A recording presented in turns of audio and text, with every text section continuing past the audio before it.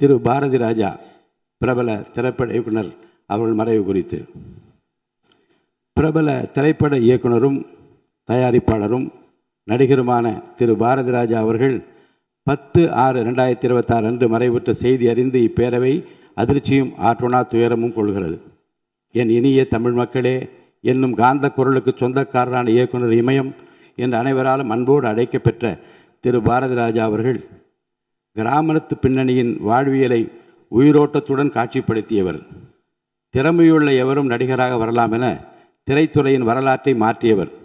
புதியவர்களையும் திறமையுள்ளவர்களையும் ஊக்குவித்து பல இளம் தலைமுறை இயக்குநர்கள், நடிகர்கள், திரைப்பட வல்லுநர்களை உருவாக்கி தமிழ் திரைத்துறையில் சுமார் அரை நூற்றாண்டு காலம் கோலோச்சியவர்.